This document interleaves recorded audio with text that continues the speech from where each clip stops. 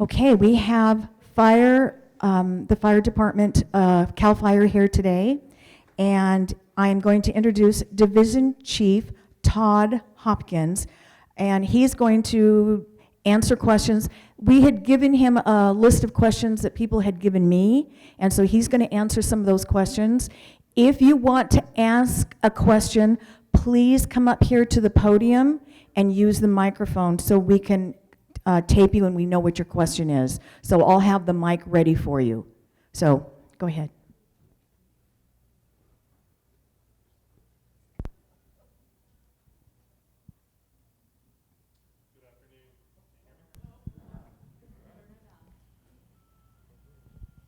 There you go. Hello. Good afternoon. My name is Todd Hopkins. I'm the Division Chief for CAL FIRE Riverside County Fire. What that means is I oversee the Banning Pass area is my division. So I oversee the City of Beaumont, the City of Banning contracts, also the areas of Poppet Flats, Cabazon. So from Moreno Valley all the way out to Highway 62 is the area that I'm responsible for. Also in charge of the Oakland Conservation Camp, which is the inmate fire camp that's up in Oakland. So those are my responsibilities. Part of that responsibility is under me I have 2 battalion chiefs that oversee the 6 fire stations that are part of the battalion that make up the pass area. Who I have here with me is Matt Eskandale. He's the fire captain over at Station 20. And then we also have Engineer Mark Brunn, and then we have the rest of the crew that work out of Station 20.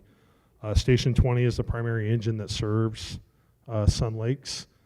Engine 20 is going to be what we call your ALS municipal type 1 fire engine. It's the big one that you see in most cities that are there for putting out structure fires, although we do use them for fighting wildland fires also. Engineer Brunn is on what we call one of our Type 3 fire engines, which is one of the state-owned brush fire engines. It's the one that's a little bit shorter, a little bit smaller. It's a 4-wheel drive vehicle that can go in a lot of different places. Primary use for that engine is for wildland, although we do fight structure fires, run medical calls. It is an all-risk fire engine.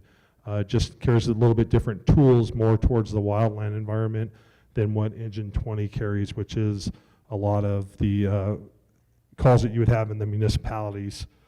Thank you. Also, we have walking in right now, we have Paul Lindley. He is our fire marshal for the City of Banning. So we'll get him up here also. As I was saying, Engine 20 is a Type 1 fire engine. It's staffed with 3 personnel. That fire engine carries some type of company officer. Matt, like I said, is a captain. It could have an engineer as the operator for that day, and then it will have a firefighter and then some type of paramedic that can deliver advanced life-saving measures. So what that means with the paramedic is for our medical calls, they can do things like use certain type of drugs for heart problems or allergic reactions. So it's the pre-hospital care that you get that where everybody else is just an EMT basic. We can give pretty much oxygen is the drug that we can give. The paramedics can give other things like epinephrine and other things that are, can help you with a heart attack or something. They also carry the heart monitor so they can speak with the hospital directly if you're having some type of heart condition, and they can get that information right to the hospital and see what the best location is to get you while you're having that type of emergency. So having ALS care is a benefit to living in the City of Banning and with contracting with Riverside County and CAL FIRE. There are other cities that are adjacent to Banning that do not have the advanced life care and only have the EMT basics on, so they can't give the advanced medicine that your firefighters can give you. So that is a benefit of living in the Sun Lakes community. Excuse me.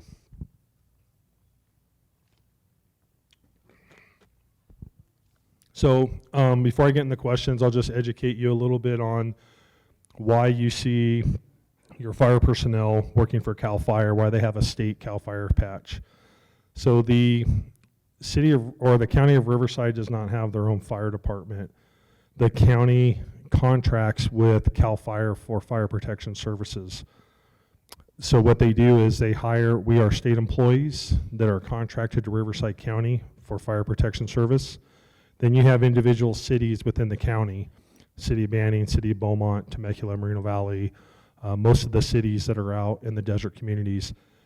Those cities that don't have their own established fire department, or if they did have their own fire department, they can contract with Riverside County Fire for those services. That's what the City of Banning, the City of Beaumont choose to do, is rather than have their own fire department, they choose to contract with the county, who contracts with the state. So the engine that Matt is driving, engine 20, and engine 89 that sits down in the middle of downtown Banning, those two fire engines are owned by the City of Banning. The City of Banning purchases those engines, and then they get replaced over the years.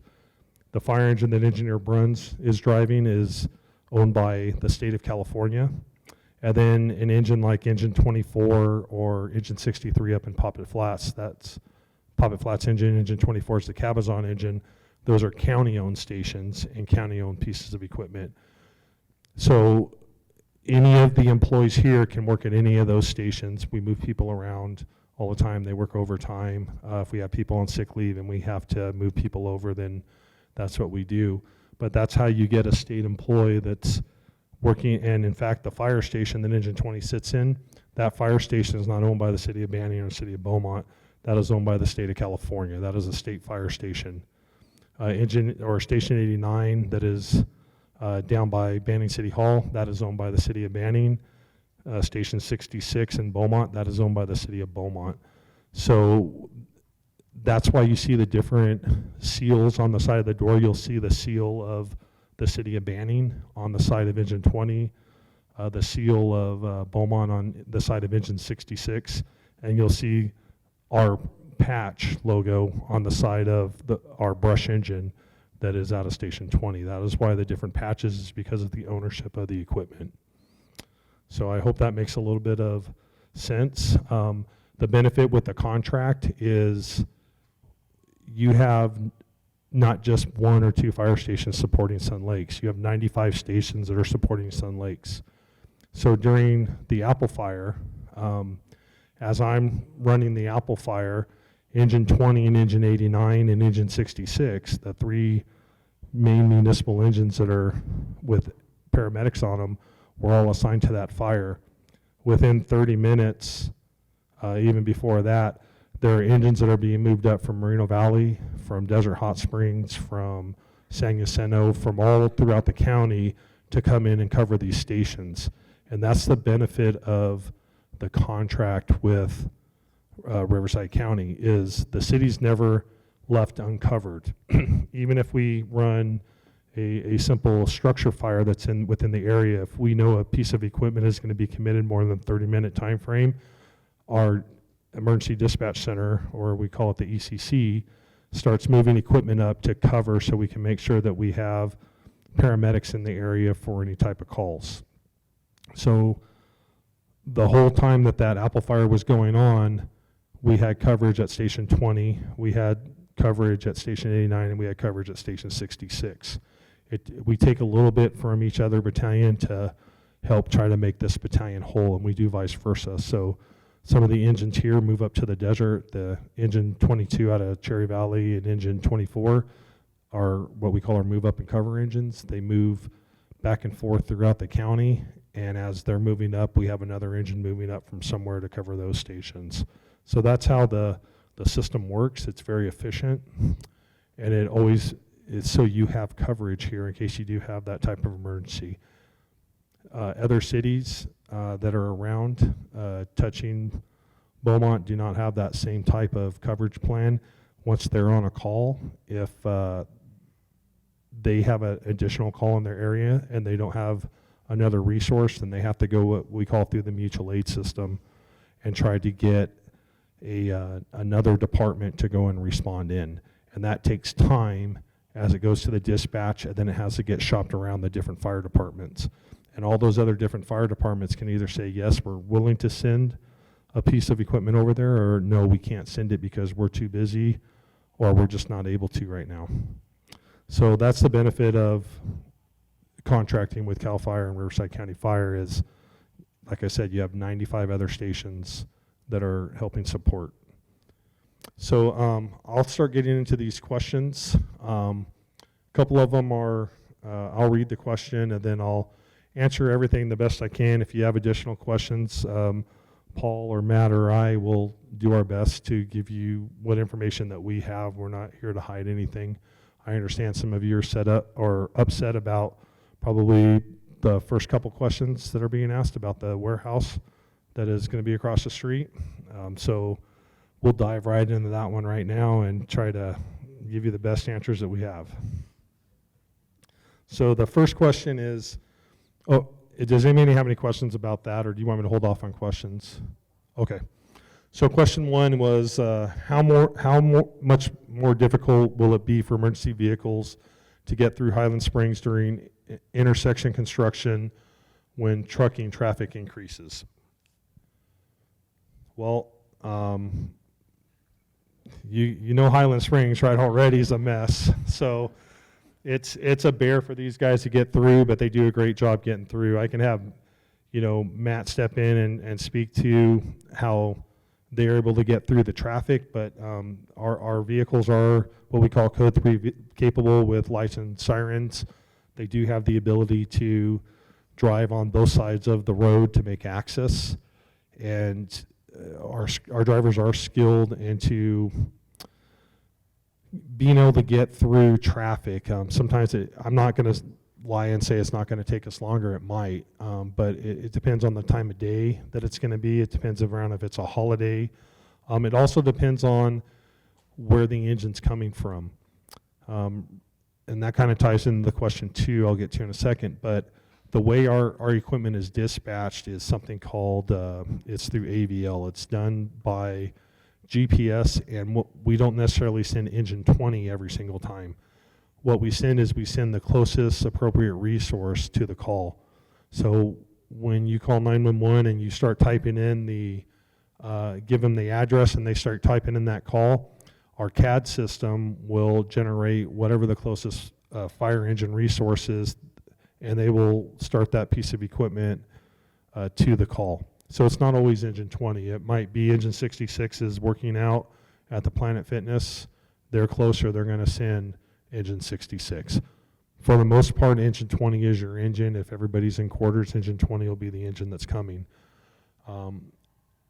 So depending, as you know, time of day, obviously with only the one way in, one way out, it's going to cause more traffic headaches for everybody, including us. We have been doing things. We have something on all the intersections on the signal lights, something called an Opticom. If you look at the top of the signal light, there'll be a little tube sticking up. What that is a mechanism that we have in our light bar.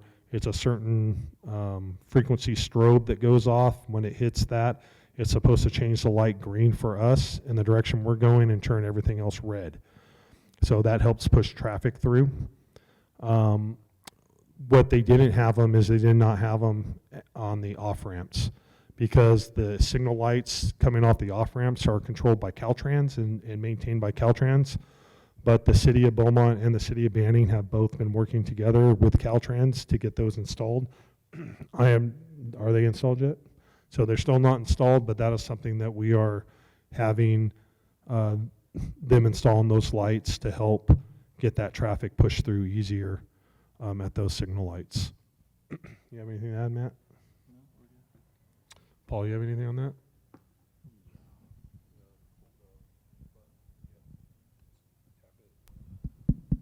Perfect. All right, good afternoon. First of all, I apologize for my tardiness. I did not realize that the Highland Springs exit was currently closed today. Learned that one the hard way. So in regards to Banning Point and traffic signals. As part of the conditions of that project, it has been conditioned through the condition of approval, which is a legal binding document between the city and the developer, which has been approved by all entities, including Riverside County Fire, that the Opticom lights the Opticom triggers, preemptive traffic devices, have to be in place prior to that certificate of occupancy for that building, which means prior to that building being occupied and operational, those traffic signal devices have to be in.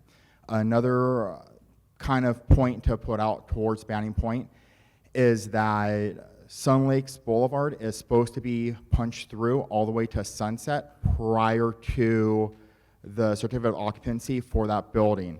So that right there is going to alleviate a lot of the traffic congestion, as well as provide your apparatuses to provide you services from multiple directions and not just have to be worried about coming down Highland Springs.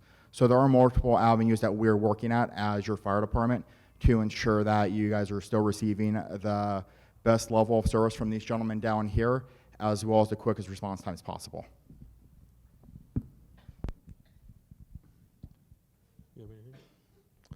So I hope that kind of answers that question. I mean, if anybody believes that it's not going to increase some traffic time on Highland Springs until they get it all figured out, then you're not thinking, I guess, because it's going to. But with the Sun Lakes pushing that through, that will help. That also leads into one of the other questions that I'll get to. Well, it's the next question. It says, very concerned about the access problems for people south of I-10 when the warehouse is built. Also emergency equipment needed for medical emergencies. So we kind of touched that. I can tell you that over on the master plan for fire department, there is supposed to be a station that on the master plan in Banning is built over towards Sunset and Sun Lakes. The new housing community is supposed to be over in that area, and for that housing community, it calls for a fire station. That was also one of the things that was talked about during the warehouse build, was contributing towards building a fire station. Now, it's all good for companies to come in and build us a fire station and buy the apparatus. It's another thing when we go to have to staff that. So you're talking, roughly $2.4 million for staffing per year for that. So that's something that the city of Banning would have to figure out how to budget for that. And that's if that's an engine company. If it's a truck company, it's about $2.7 million for that staffing level. And with all the type of construction that's going up through the pass area, this area is going to need some type of truck company coming in. The difference between a fire engine and a truck company is your truck company has the aerial ladders, usually about a 100-foot ladder. On top of it, it gives us more access to those buildings, being able to flow lots of water if we had to on a type of where we're being able to spray down into the building. I'm happy to say that I have been working with the city of Beaumont on purchasing a truck because they are building a new fire station over on their west side. So hopefully that west side fire station, it's supposed to be going out to bid. Hopefully the bid will be awarded this coming August with a year build, and then hopefully we'll be putting a truck company into that fire station. Now, I know that fire station is going to be over by the new Potrero Bridge and Oak Valley area. I know that seems like a far distance from Sun Lakes, but that would be still one of the primary pieces of equipment coming to the fire because of the specialty tools that a truck company carries with all the different type of ladders and rescue tools that are on it. That piece of equipment also will carry specialized equipment such as confined space, trench rescue, water rescue, different types of equipment. So it's essentially a big toolbox that we have. Our closest truck company that we have is through an auto weight agreement right now with Morongo Indian Reservation. Our next closest is an auto weight agreement with Saboba Reservation. And then we have our county and city-owned trucks coming from Moreno Valley, Menifee, Paris, So those are our closest truck companies that we have right now. And as you all know, living here in the Pass area, we have lots of, I'd say, I guess, targets of opportunity or things that can go wrong up here with the gas lines that run through here, the natural gas lines, the train. We all know the train issues the other day. So we do see that we do need a fire station on the south side. It's just building a fire station is kind of the easy thing. It's when it comes to the staffing and where does that money come to or come from. So that's something that I work with both cities. I attend each week. I sit in the management meetings for both the city of Beaumont and the city of Banning, attend management meetings, attend city council meetings. So I'm part of that team and I'm part of those talks. So I want you to know that your fire department is in there and engaged with the two cities. Number three is the same as number one. So it says, how will you be able to access Highland Springs when the truck warehouses are built?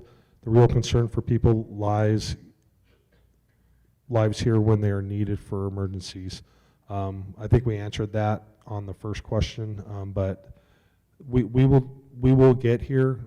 I can't promise you until everything is done that, response times might not go up a little bit, but that is not our goal. Our goal is to keep our response times under 5 minutes. Question 4. It says, are you responsible for checking our personal fire extinguishers? We have 2, and I'd like to know if they are still working. So to that question, no, we are not responsible for your personal fire extinguishers. We also not responsible for any of the fire extinguishers here that are mounted in the community center or anywhere else in Sun Lakes. That is a responsibility for your community of they're supposed to get them inspected annually. There's a companies for, when you have larger amount of fire extinguishers, there are companies that will come out and do the fills for you. If it's a personal one for your home, that one that you'd buy from like a Home Depot or a Lowe's or the Do It Center, those are typically good for a year. You look at the gauge. If the gauge is still in green, I mean, Paul might sit here and argue with me, but typically for a year, I don't go out and buy a new fire extinguisher for my house every year as long as the gauge is reading good. But every couple of years, I do just, they're throwaway fire extinguishers for the most part from Home Depot. Even when we inspect businesses that don't have a ton of fire extinguishers, they might have 2 or 3 in their place. We tell them it's cheaper just to go to Home Depot and buy them every single year, take the receipt, make a photocopy, tape it to the bottom. So when we do the inspection, we can see what the date of the purchase was on that. Just know that you need to get the right type of fire extinguisher for your house. Typically, if you get what is called an ABC fire extinguisher, that will do all your different type of hazards except for something like magnesium, some type of metal, but it's good for electrical, it's good for flammable liquids, and it's good for like normal combustible like wood products. So ABC is the one you want to get on there. The A is for doing your normal combustibles, wood products, paper. The B is for your flammable liquids, and the C is for your energized electric. That's what those letters mean on there. If it had a D on it, then the D would be for your flammable metals. But usually that is a whole different type of fire extinguisher for yourself. Anything to add?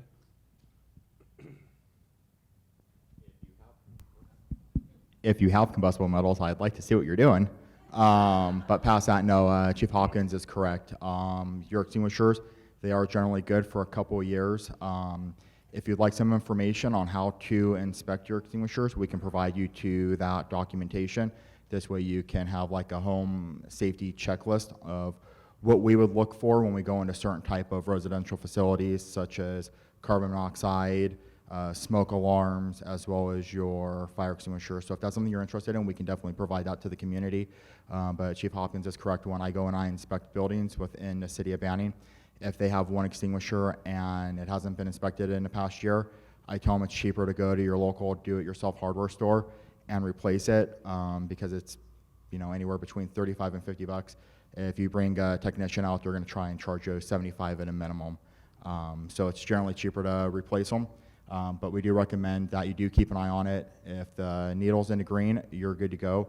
At that point, you're just looking for any cracks in the hose, any cracks in the cylinder itself.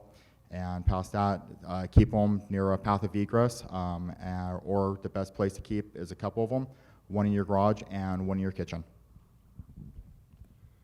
The other thing with your fire extinguishers, that if you do have a fire and you give it the go, still call 911. And if the fire extinguisher is not working, don't keep trying it. Get out of your house and call 911 and let us come, because the fire extinguishers are good. They'll put out a lot of fire if you know how to use them properly.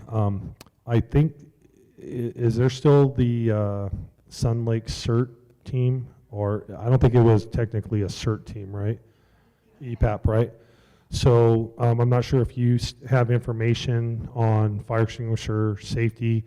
If not, we have connections with our EMD partners that do CERT training, where we can get information for you. Also, we can set up like a training with a flash pan and do training for the residents on how to use fire extinguishers. Okay, so you can tie in with Matt. Matt can get the information. I have a friend in EMD that runs the CERT program. We can get that all set up and help out with that. Now, just bear in mind, it is fire season now, so we do our best to try to schedule things right now, but even right now, these guys can all be gone, and you know, as soon as their pagers start going off. So just be patient with us on when we're scheduling. We try to schedule a few different dates, so if we can't make one commitment, we can get there for another one. Okay. Okay, next question. Do you know anything about fire insurance that Banning pays for?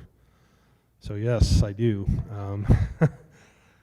I get asked this a lot. So so what we have is a lot of Banning, especially out on the south side of Banning, sits in what's called a high fire severity zone. These are maps that are created. Don't be a hater. It's by CAL FIRE does these maps, not me, but we have a whole different section of that. So they look at these maps, and these maps are made, and there's a high fire severity zone, there's a fire severity zone, very high fire severity zone, and it's based off of a number of different type of factors and modeling that they use. Well, what's happened is now they're doing a modeling. What's in this modeling and why some of these maps have changed is they're using, after the fires that they've had up in Northern California, they're using also an ember cast model. So when the wind blows and you have all the little fire embers and they get sent out, you know, a quarter, half, 1 mile out and start another fire, that's part of what we call the modeling now. So they want to see if things can burn or not. Unfortunately, anybody that lives over there up by the hill, by Breckenridge, you are in that area. And when they do the model still say that it'll throw embers, you know, a half a mile or a mile into Sun Lakes. I've had talks with our people who are land management out of region, and just tell them, you know, it's going to be kind of hard to burn up, you know, the 15 green on the golf course with an ember cast. It's the fuel model's not there. It's too green. It's not going to burn. Unfortunately, we don't look at every single little tiny speck like that. What it does is when it breaks down the map, it breaks it down into pixels, and if that pixel burns over however many fires that they run, then it gets a probability that it'll burn, and that's how the modeling's done. I went through all the FRAP maps. They asked me to go through this area, and I went back and I identified areas that I didn't think needed to be in a high fire severity zone. A lot of that was around the Breckenridge area. I said that should be tapered back off. Well, here's the problem. Even though I'm also something called a fire behavior analyst, so I did a lot of this modeling for the big fires before. I know it's not going to burn. I know these houses aren't going to burn from an ember cast coming out and stuff, but because the map said it, and then insurance companies got these maps, and now they have their own proprietary maps, it might not matter what changes on the frat mats because the insurance companies think that it could possibly burn, or they're paying so much money in all these other fires that they're going to have their buffer just in case. So we don't have any type of control over what the insurance companies do. There is, if you're having problems getting insurance, because I know a lot of people's insurance have gotten canceled, there are still some companies, we can't promote any of them, but I thought there were still some in Beaumont that still offered fire insurance, but there is what's called the California Safe Plan, I believe it's what's called. Fair Plan, the Fair Plan, that's what it is, California Fair Plan. And if you Google that, I know the rates are higher than normal insurance companies, but it is a way of getting fire insurance for your home. Unfortunately, these maps are hitting lots of areas to where, I mean, there's probably not a chance of something burning in that area, but the maps are out there. The insurance companies have got those maps, and the insurance companies are going to do what they want to do. It's their insurance company. So my suggestion is that you keep shopping different insurance carriers. See if you can find that, but then if not, look for that California Fair Plan. If you just Google that, it will kind of walk you through of different avenues that you can go to get fire insurance for your house. That's about all the information I have on that, unless you have more. Or you have more, Matt? Okay. Okay, next question is, can you do weed abatement above Breckenridge, Highland Springs on the north side? So, I can't do weed abatement there. What you can do is call, if it's in the city of Banning, you can call the code enforcement. And then you can have code enforcement come out, and I'm not sure who the ownership of that, if it's Sun Lakes that owns that property, or it all probably depends on who the ownership is, depends on who's going to have to pay to have the weed abatement done. Now, we do through, I mentioned that I'm in charge of the Oakland Conservation Camp. We do programs with cities and Caltrans and other different government entities. And what we do is our crews go out and do weed abatement style work when they're not on fires.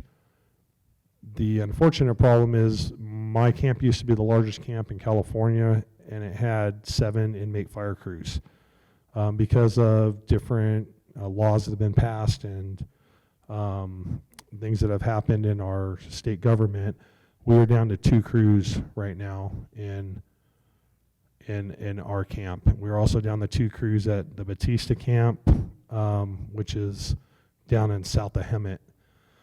So it's hard for us to get out and do as many projects as we were able to do in the past.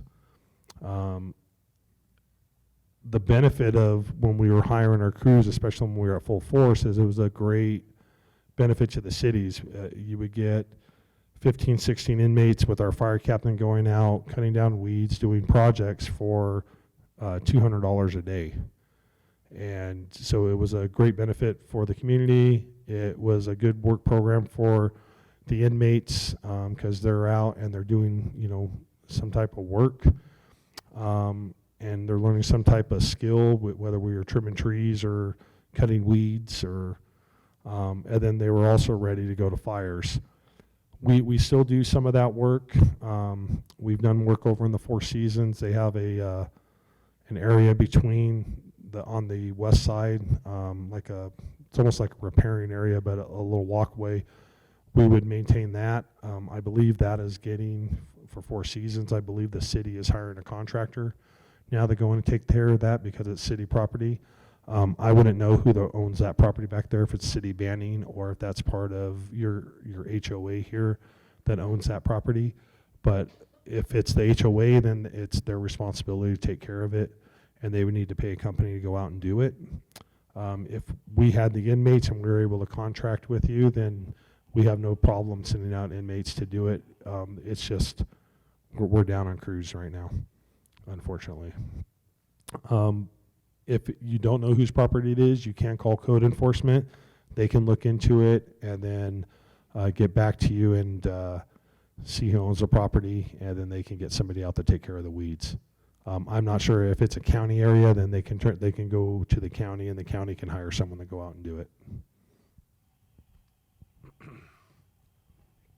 Okay, question 7. Why do you send a fire truck and a paramedic truck when 911 is called?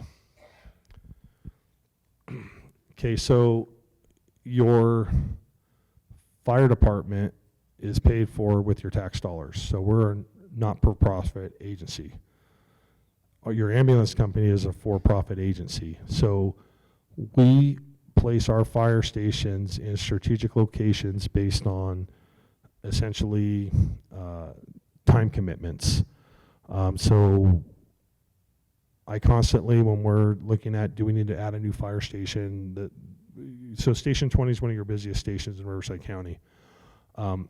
We start looking at how many calls they're running. We look at, we'll take our GIS people, make essentially circles, response circles, and it's the amount of time they can get to hit all these different areas in the circle. Once we start getting, our circle starts shrinking because of traffic or population growth or just the amount of calls, we start looking at where should we put the next fire station to where that spear can come in and help cover that area.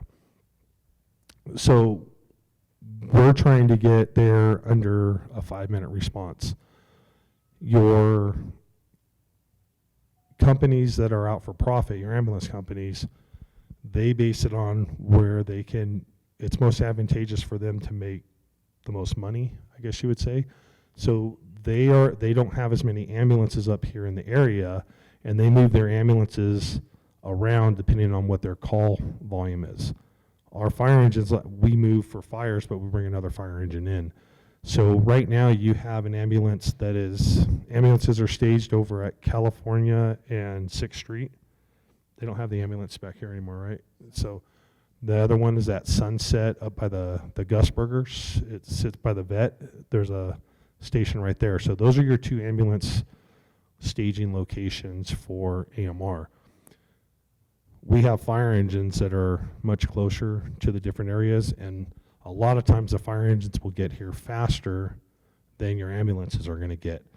Not to mention your ambulances, once they get here and they pick up a patient, a fire engine has about between a 20 and a 30-minute commitment time, because they'll show up, they'll treat the patient, they'll transfer care to the ambulance, and then they go available, and they're ready to respond again. So as soon as they come into your house, they transfer care to an ambulance. If there's another call close in the area, they're going to that next call. The ambulance still has between probably 45 minutes and a couple hours that they're committed with that patient, depending on what hospital they have to transport to, how busy the hospital is there enough beds in the hospital to take that patient off of their gurney and be able to transfer from the ambulance to the hospital staff. Sometimes, especially during COVID, during a couple of years ago, if you remember that flu pandemic thing that was going around, the hospitals were jam-packed in the ERs with people. So you would get an ambulance getting stuck at a hospital waiting on a bed for the patient for 6 or 7 hours. Well, why they're sitting there, we call it sitting on the wall. While they're sitting there on the wall, that ambulance is out of service and not available for response. Your fire engines are not. Your fire engines going to the call, they're going back to their station or doing whatever inspections or whatever they had going on. So that's why we send a fire engine with all the 911 calls, is that they're the closest, usually the closest and the fastest response to get to a patient. Also, for there's a lot of calls that will go on where it'll come down as something, and then we get there and it's something different. So if we only send an ambulance, then it might not be an appropriate type of response. It has to be, so we come, we get someone's house and we can't get in. We have forcible entry tools, we have all that kind of stuff. If an ambulance just comes, they have to call us, then we have to come force open the door to get in the house. So there's other reasons also. Plus you'd also be surprised on how many people it takes to run a medical call efficiently with all the different type of medications that are going on. It takes, 3 to 5 people, depending on the level of care that you're having to give to that patient. So that's why we send an engine in our county.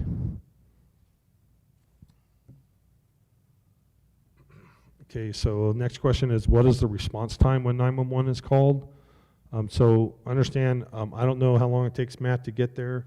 I'll let him speak on that. I can tell you that I did Google it, just seeing like today what a normal drive time from Station 20 in a car to get here without lights and sirens. It says it's about 8 minutes. I think Google's out of their mind, but down Highland Springs, but it said 8 minutes today. So I'll let him talk about that, but just know when there's a 911 call, from the time you call, our clock starts when that person starts typing in the information, and then that information gets to us. So it's got to go to our dispatch center. If you're calling on a landline, usually it'll go right to our dispatch center. If you're on a cell phone, it's going to go to CHP first, and it's going to get transferred to our call center. Once it goes to our dispatcher, they're typing in, it populates to a dispatcher from our call taker. That call taker hits the button for the equipment that gets in and out, and the information starts going through, and it picks up that closest fire engine to respond. What I can tell you is that our emergency command center is very advanced. We have changed to something called EMD, which is a type of dispatching, so we're sending the appropriate response to the call. We categorize them by an Alpha, Bravo, Charlie, Delta, and Omega call. Yeah, that wasn't around when I was on a fire engine. So, and what that tells them is if these fire engines, because believe it or not, one of the most dangerous jobs or parts of our job that we have is when we're responding to calls, code 3 with lights and sirens. So what that's done over the years is this tiered dispatching tells us if we should be going code 3 or code 2 with no lights and sirens, and that is for the safety of not only us but also the safety of the public.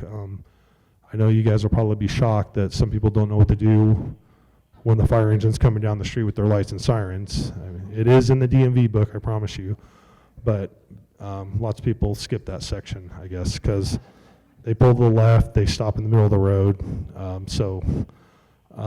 But what it does is it'll tell us, depending on what information, and it's all based off the information that the person's giving on the other side of the line. As you're giving the information, the tiered system is changing pages for that call taker, and it's routing in the computer system what type of response it should be. And it's something that's used nationwide on many different fire departments. It's something that's been vetted over many years, and it's been proving very efficient and well for us, and it helps bring another safety factor in for the public and for our firefighters. So that's how it goes before it gets to them now. How long it takes Matt to get there, I'll let him answer that. So during the day, we're already up, dressed, doing station duties, or we might be out running errands. So we do have a 2-minute response time usually during the day. It takes us roughly 2 minutes to get out of the engine bay onto 6th Street and down into Sun Lakes, 5 to 7 minutes at the gates. At nighttime, obviously, so our staffing, we work 3 24-hour shifts in a row, and we have 3 24s off. So we stay at the fire station every night for those 3 days on, and if we're not working overtime or forced. So at nighttime, obviously, we're in bed, trying to sleep. and then we have to get up, get dressed. We have, at nighttime, it takes us, we have they give us 4 minutes to get out of the station, but we're usually, at nighttime, it's usually 2 to 3 minutes. It doesn't take us that long, but, and then it's just drive time, lights and sirens here. However, dispatch decides to dispatch the call. I'm sure some of you in here have called 911 and they ask you those list of questions, and then they're typing it all in. And then that tells our dispatchers how to dispatch that call as such, you know, if we are to respond license. They tell us if we go lights and sirens. Or we can read the notes we have a computer and the notes may say, you know, somebody's actively having a seizure, but they send us no lights and sirens due to the way you guys answered the questions. We'll just go ahead and upgrade the call and let dispatch know, you know, respond AMR code 3, upgrade the call to code 3, and then everybody goes lights and sirens. So that's so 2 minutes during the day, 2 to 4 minutes at night is usually how long it takes us, and then obviously drive time from here. There was a question was there a question about the train? No, there wasn't.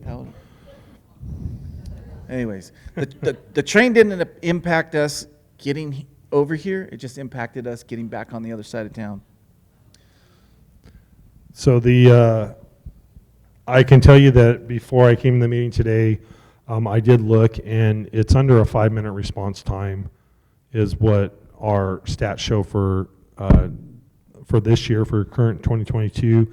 I think it was 4.8 minutes or something like that for all of 2021. So, and when I look at the map, and it shows like where most of the calls are where this engine runs, most of them are down here. So that's good. So under 5 minutes is what we shoot for, and we are meeting that goal of the under 5 minutes for our response times.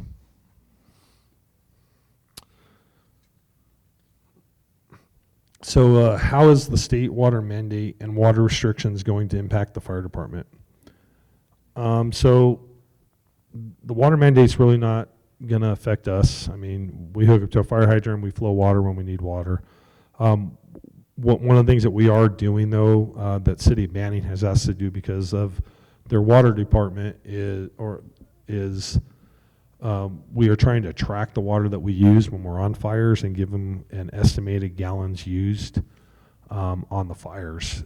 I guess there's something that I've been told that the state asked them for, maybe you know more about this, about the amount of water use or water wastage that's being used, and then they can account for some of our water that we're using as part of that. Maybe you can elaborate.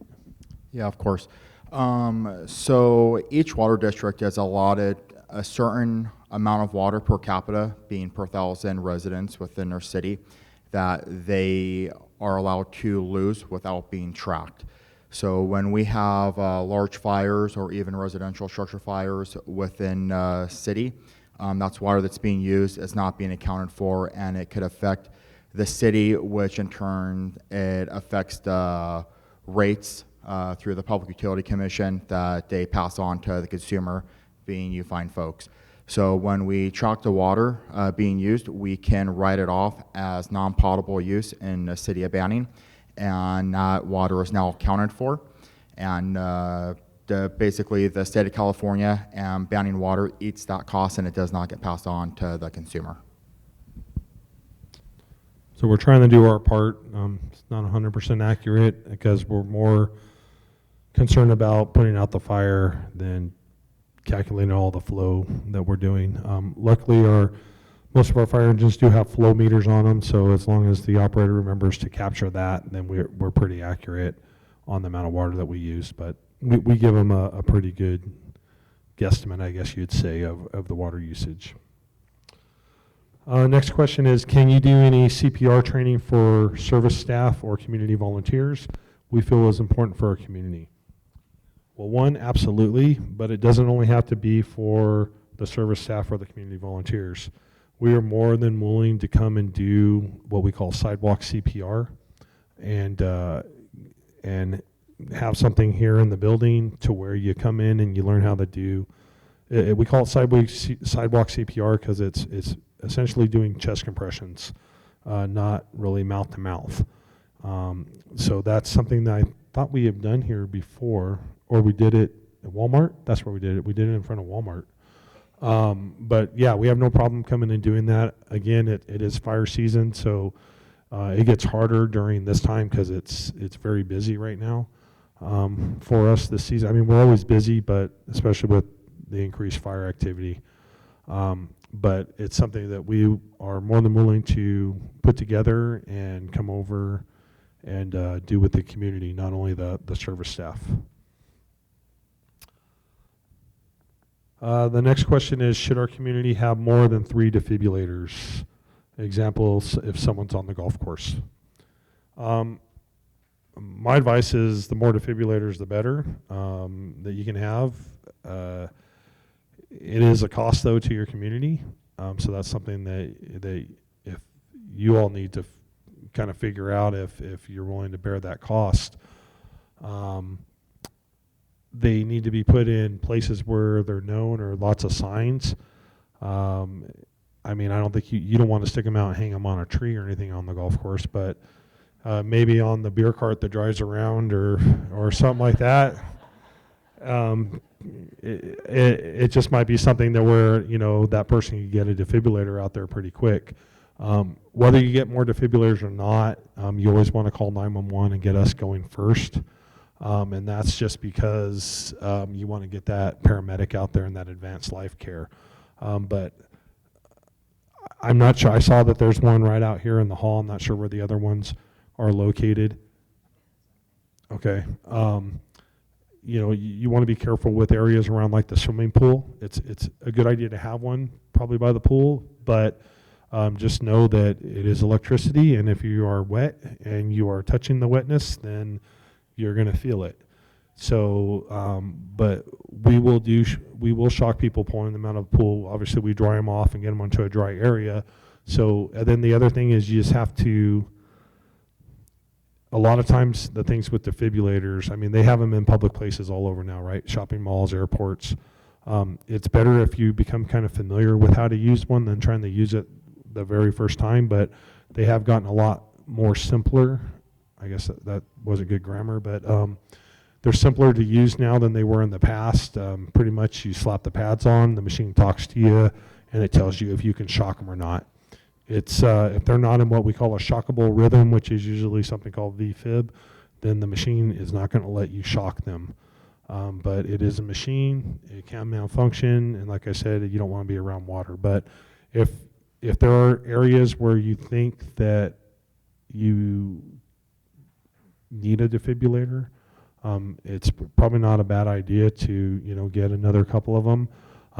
I was kind of being serious about the golf cart with the beer cart, because it's a cart and it can get somewhere fast. If they have a radio and they say, hey, get over to the 15th green, and they have it on the cart, they can get that cart a lot faster than someone can come up here, grab one out of here, and then get it back to that green. So just ideas, or I'm not sure if the security vehicles have golf carts or whatever, but maybe one is inside the security vehicles or something. So there's different areas that you might be able to where they're kind of mobile, and you can get them to different places.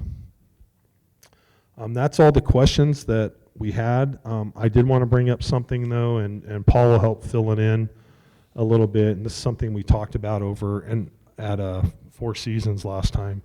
How many of you have sprinklers in your house, not in your grass, but inside your house, the fire sprinklers? The fire sprinklers up in your ceiling? If you have do you have fire? I think most of the houses in here are all sprinklered, yes? No. Okay. Most of them are not. Okay. Some of them are. Yes? Very few? Okay. Well, just in case, there was a recalled sprinkler head, something called a Viking 457, VK 457 sprinkler head, to where they, especially over in Four Seasons, these sprinkler heads have been malfunctioning and flooding people's houses.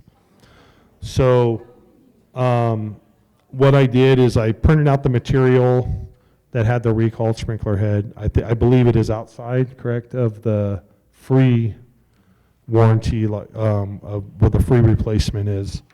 But there's a way, if you do have sprinklers in your house, you can go into your garage. You should have a box in there that has spare sprinkler heads.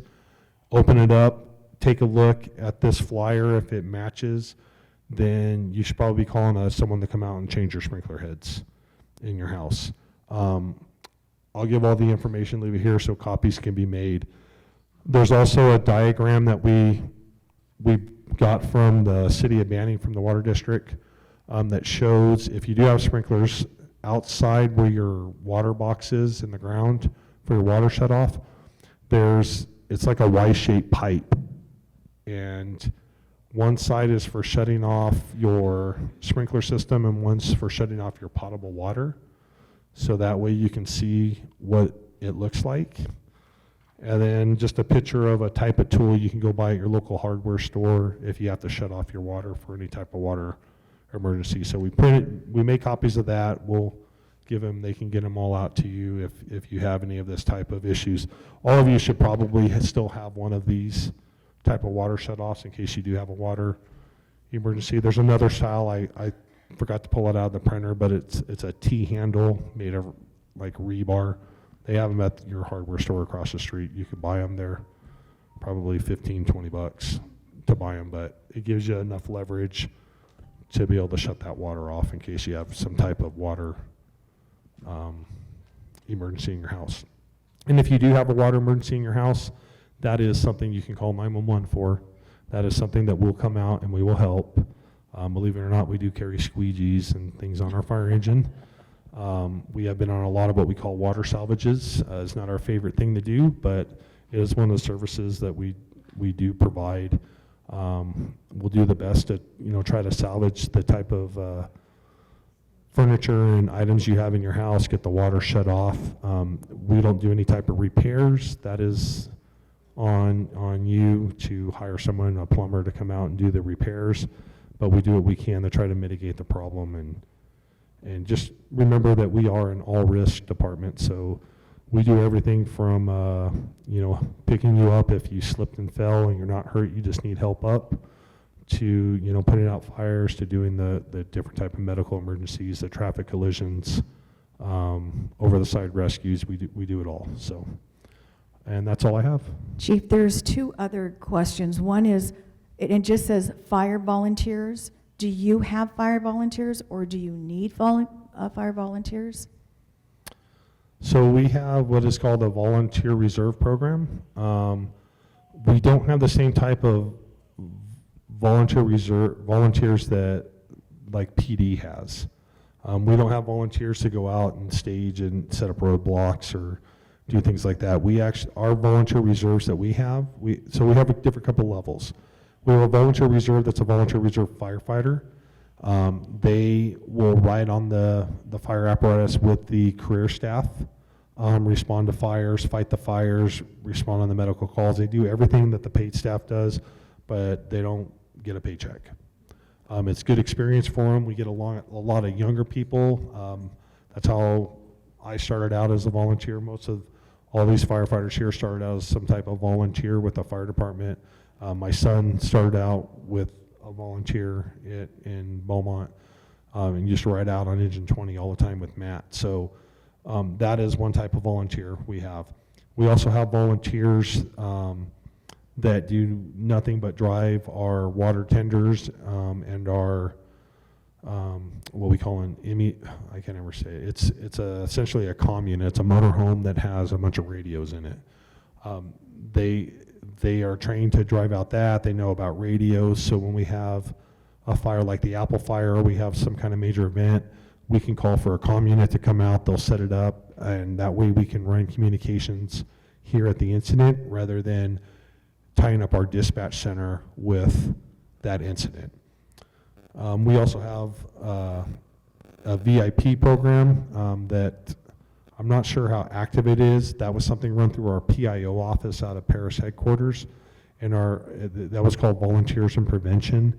And what they would do is when we had programs like, say, drowning prevention, or don't leave your kid in the hot car in the summertime type things. They would show up to events like that and pass out pamphlets and answer questions.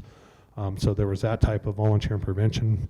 And then we also have a chaplain service. So if, say you have an unfortunate accident with one of your loved ones at your house, one of the things that we will ask you if they pass, or if you're just, you know, an emotional wreck and you need someone to talk to or someone to be there for you, is we'll ask if you need a chaplain to come out. And it's non-denominational. It's somebody that has fire department experience, can relate to these type of emergencies, but someone that can come with you. And if it's somebody that passed, they can help you make those phone calls to family members, to funeral homes, to things like that, when you're just having a hard time and you might be by yourself. Or if it's that your whole family's there and they just need someone to talk to, we'll call one of our chaplains out and they'll come out and sit with you and get you through that grieving process, or at least help you get started. We're very fortunate. One of our chaplains lives in Beaumont. He's actually one of the head of our chaplain program, and he's one of our retired battalion chiefs that worked in this area for a long time. So we also use our chaplain program for our firefighters that they need to talk about a rough call and things like that. So we have those different type of volunteer services. If you're interested in something like that, that's something you can tie in with Matt, and he can point you in the right direction. There was another question about the helicopter that takes water from our lakes. So that's probably not going to happen too much anymore, because we got a new helicopter, and our new helicopter is big and it takes a lot of water. And so we used to fly the old Huey helicopter. That has been replaced with one of the new Black Hawk, or they call them the Firehawk helicopters. So it's about 3 times the amount of water that it carries, but with that platform comes a lot more rotor wash, a lot more clearance, and we were just talking with our air people the other day in our all chiefs meeting, and we brought up this area, and they said there probably won't be a whole lot of dipping out of the lakes and Sun Lakes anymore, just because we don't want to damage the lakes, and it takes so much water now, and it takes so much clearance that it's probably something that's not going to happen anymore. Now, that's our helicopter. If we bring in contract helicopters that are smaller, Type 2, what we call a Type 2 helicopter, our new helicopter's a Type 1, that's possible that they could still use that if they need to, but we make all of our notifications, and any of that water that's taken out, we either replace it or we pay for it. So it's Sun Lakes and you as the homeowners aren't going to get hit with a water bill for that. So that's something that we always clean up at the end. Okay, I know there's a couple of questions, and I know, Steve, you want to come up here and...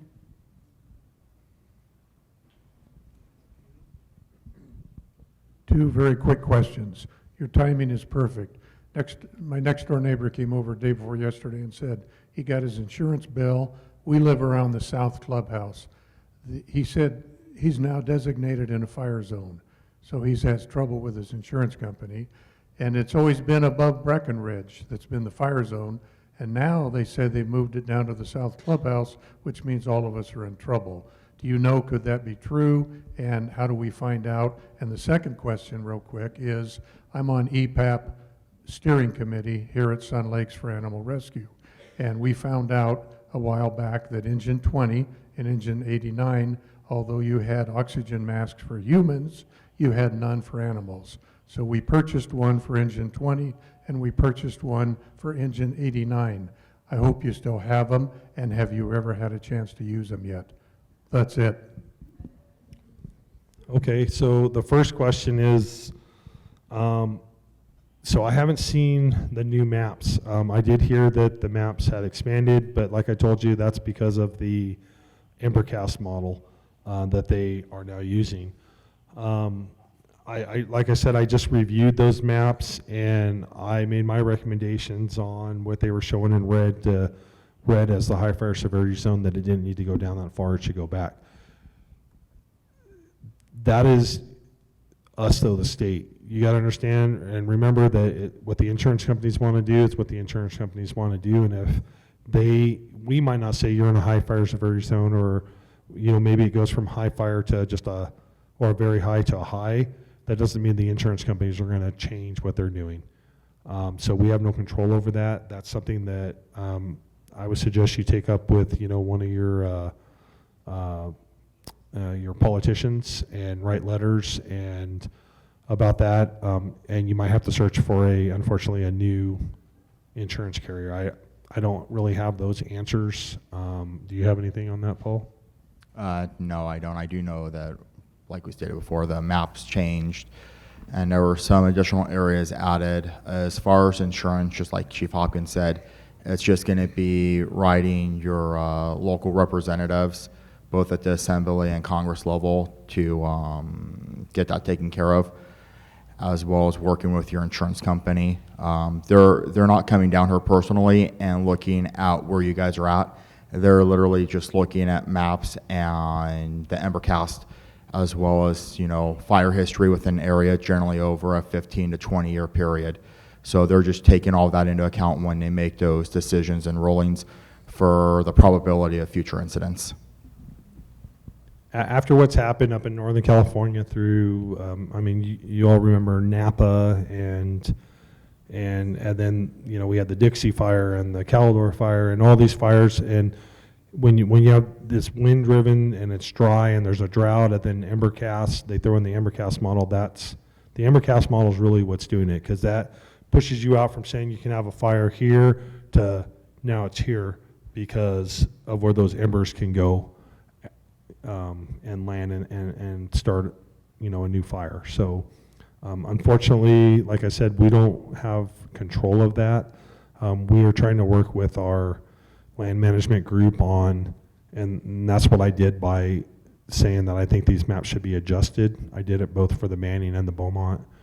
For the Pole Pass area, I thought that some of them should have not be high fire and should just go, or should not be very high and should just go back to being high or even lower, and some of the highs should go down based on just being here for so many years and working this area. I mean, I've been working this area since I was a firefighter at 66, so I know where the fires are going to burn through here. I've seen them over the years.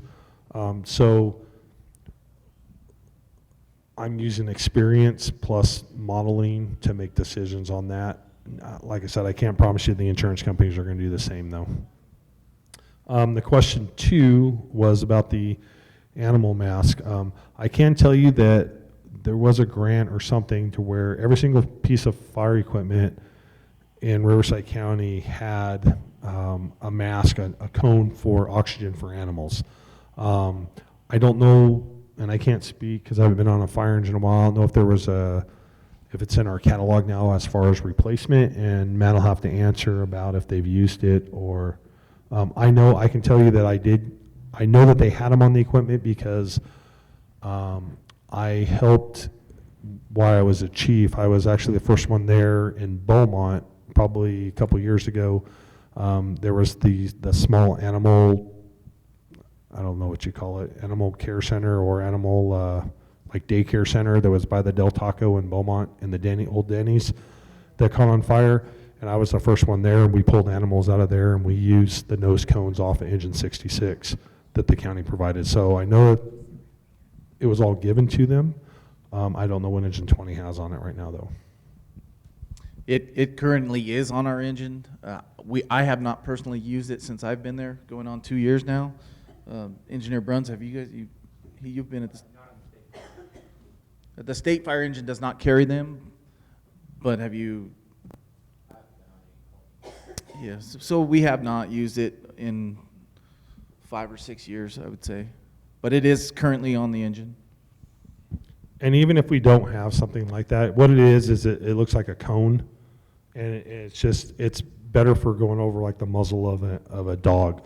but we can take our non-rebreather mask that we have for humans and stick it over there. It's to try to get them oxygen. So I know we've done that in the past for animal cares. And if you ever do have a fire, please let us know if you do have animals, because you know, we care if it's a human, we care if it's a pet. Because I mean, I know how my dogs, you know, my cats are a different story, but my dogs, I know how I'd feel if my dog was inside. That's like a family member, right?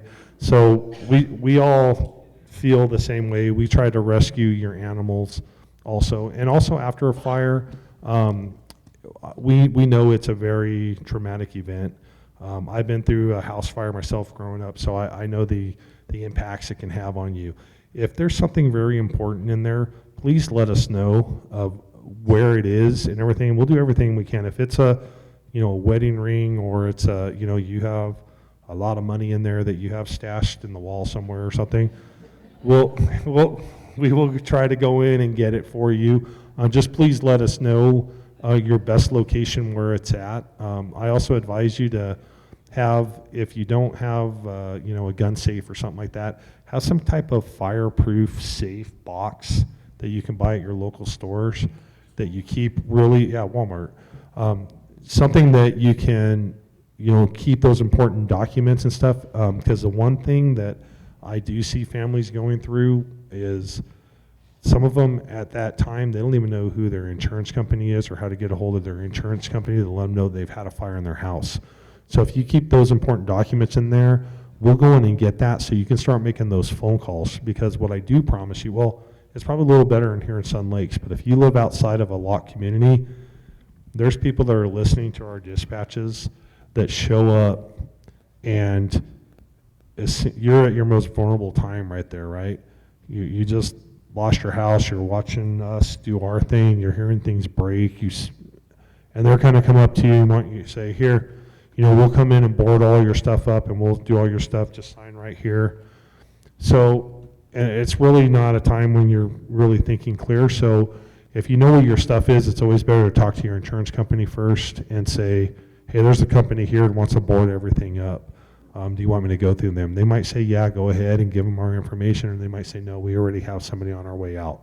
So it keeps you from getting into those type of troubles. But important documents, passports, important heirlooms or something, if you keep in those boxes, it makes it a lot easier for us to go in and grab that box for you and bring it out to you. And seeing the relief on people that have done things like that, and when we're able to find things, it's just, I don't know, it's nice seeing a little bit of happiness in that, emotion when they're an emotional wreck. So that helps us out a little bit of being able to do that. But we'll do everything we can. These guys will bust their butt to go in and try to find any of your stuff, that if you give us kind of a location where it's at. Go ahead.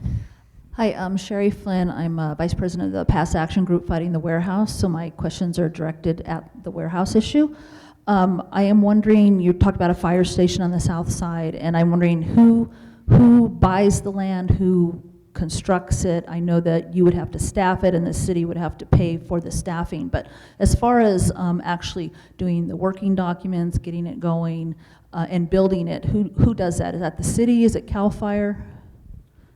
So it won't be CAL FIRE, and it won't be Riverside County. It would have to be something that the city gets into an agreement with the developer, if they're going to have the developer with the development impact fees, or what we call the DIF fees, or if it's going to come out of the city budget. That's something, if it's on city property, then it'd be the city that's going to have to foot that bill or get the companies coming in to pay for that. But it won't be CAL FIRE. CAL FIRE is essentially not responsible for any of the city buildings or building fire stations. We have our state fire station that is strategically located for the state of California for wildland fires. They allow us, because of the contract, to put in a city of Banning fire engine in there, and that fire engine sits there and is at no charge from the state of California for being in there and responding out of there. So that's, I guess, the best answer I can give you, unless you have more. Not really more, but just to kind of add to what Chief Hopkins was saying, when you look at the DIF fees, I know part of the agreement through the conditions of approval with, and I know you were there, ma'am. I recall seeing you at both Planning Commission and City Council meetings, so thank you for your involvement with this project. There is additional DIF fees that are being put aside that directly affect the build of that future station at a future time at a location to be determined between, the department and the city. So those DIF fees that the city receives, they go towards different development impacts: roadways, schools, fire, police. And so the portion for fire gets set aside for that future development of that station, and those additional fees will be used strictly for the development of that station. And then any future development through housing, commercial, industrial throughout this region, those DIF fees would be applied directly as well. And just to reiterate what the chief had said, those are one-time fees. So they're good for the build of the station.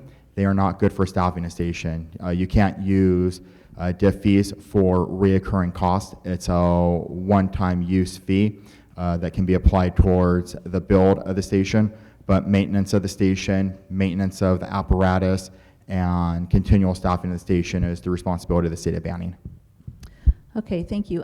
My other question is, you had mentioned that it's a condition of approval that Sun Lakes Boulevard must be put through before occupancy of the warehouse. And I'm very familiar with the documents for the warehouse, and I am not familiar with any condition of approval that says Sun Lakes Boulevard must be put through before the warehouse can be occupied. So I didn't say that that was a condition of approval. What I said was the preemptive devices were conditional approval. Right. It is already through the general amendment plan through the city of Banning that Sun Lakes Boulevard will go through to sunset. The reason that was not part of the conditions of approval is because that was already a pre-placed project through the city under that general amendment plan for the build out. And so that project, one of the things that we can do that didn't have to be part of the COAs was put in the condition for that for that roadway to be installed prior to CFO. The developer is well aware that that is one of our concerns. And by the time if this project kicks off, by the time it is actually completed, because you have to remember, we're still in the infancy stages of this. They have not submitted anything more than just a pre-application committee. We are still working. They still have to submit for the design. They still have to submit for the building plan reviews. There's grading that has to be done. The buildings have to be built. So this project within itself is literally still years in the making. So by the time this project's complete, Sun Lakes Boulevard will go all the way through to sunset. Having worked with, because I work directly in City Hall, so I work directly with city staff representing Riverside County Fire and CAL FIRE. And so working with our city engineer, that is within plan of the city over the next couple of years to start that build out, and they already have plans in place to build Sun Lakes Boulevard all the way through to sunset. It's just a matter of them starting the construction and some of the bridges that have to be installed. I believe there's 5 bridges between where Sun Lakes currently ends to sunset that has to be constructed. So the roadway is in the plan. And the reason it wasn't part of the COAs, like I said before, is because it was already implemented in the general plan amendment. Okay, so the developer is stating that they'll have this done within 2 years if it goes forward, the warehouse. And there's a lot of problems with Sun Lakes Boulevard, like you're saying, the bridges. I know that there's a lot of the EIR is not put through yet. There's a lot of issues with environmental issues with sediment and putting those bridges in or not, or putting in culverts. So, and we've been hearing that street is going to go through for 30 years. And so what if the street doesn't go through for 5 years, but the warehouse is done in 2? Will that be a condition where the warehouse cannot be occupied until that road is put through and completed? To my knowledge, that road will be in by that time frame. they could say 2 years all they want. I've been in fire prevention a very long time and been involved with new construction for a very long time. 2 years is a very optimistic outlook on their side. I am not going to put out a timeline because that's not my place or position, but I will say that one of the things that we are working towards is to ensure that roadway is installed. And you know, anyone in this room who is wearing dark blue will tell you our first and foremost goal is to provide this community and any community and all the residents within the city of Banning the best level of service that we can provide. There are obviously going to be traffic impacts like the chief had stated, but no matter what the impacts are, we're always going to strive to provide that level of service that the community knows, loves, and expects out of our organization. We will do our best to ensure that Sun Lakes Boulevard is punched through to Sunset as what's been approved in the general plan amendment. The general plan amendment is a legal document that's already been approved, and so there's no reason to put that as part of the COAs at this point. Go ahead. Hi, it's really moot what I'm going to say, but I want to say that I've lived here for 14 years, and I've went through commissioner, mayor, city council, and for 14 years we've heard that this area, that road was going to be built. And then we are given excuse after excuse that the Dennis and the gas company, gas station don't want to move. Anyway, it has not been a true statement for 14 years, so I don't know what to believe, and I guess when I see it, and I hope that your force can help in making this a true story, because if there is any kind of emergency, we are stuck here. We cannot go anywhere because there is no road. So that's a very big point. Thank you. Do you have a question?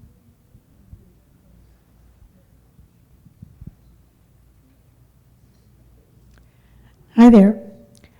We have when new people move in, they receive from our community, EPAP, they receive a folder that they're supposed to put on their refrigerators. Are you guys aware of those? I mean, we have always said that all first responders know when you come into the house that there's going to be information, medical information on every refrigerator. Are you guys still aware of that and know that and all of that? Yes, so we run, as you guys all know, a lot of medical aids within this community, and that we do look at the refrigerator for we call it the vial of life. Yes. It's a form from the city of Banning, has a city Banning logo with the CAL FIRE, Riverside County Fire logo on it. It lists your current medical issues you may or may not have, histories, allergies, and meds, we call it, and your basic demographics, full name, date of birth, etc. So yes, a lot of these places, believe it or not, that we respond to do not have that on the refrigerator. And if you do need that new form, well, or the old form, we can get that sent out and to you, Michelle, and then you can put it on the blast email to the community maybe, and they can fill it out themselves and place it on the refrigerators. Thank you. My other question is, do you have a website that people can refer to these frequently asked questions could be answered? So let me, before I answer that, I want to go back to your first question also.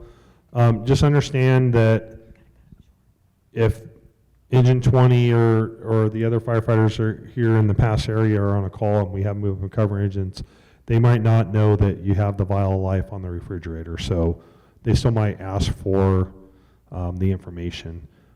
So that's, the vial of life is something that is done all throughout Riverside County, but it's done in different ways. When I worked in Lake Elsinore, our vial of life that we had was an actual pill bottle that sat in the refrigerator that had your medical information inside. So there's different ways that it's been presented throughout the county, and it's just the way that community ended up coming up with the way I like the refrigerator thing. That's a lot easier than digging through someone's refrigerator behind their ketchup and mustard and trying to find a pill vial. So for your second question, rvcfire.org is our Riverside County Fire Department email. There's also a CAL FIRE. If you just type in CAL FIRE, it'll get you to the state page. As far as a Q&A, I don't believe we really have a Q&A on there. The best thing to do is if you go on rvcfire.org and you did have questions, is you can do a fire station search where you can type in your address.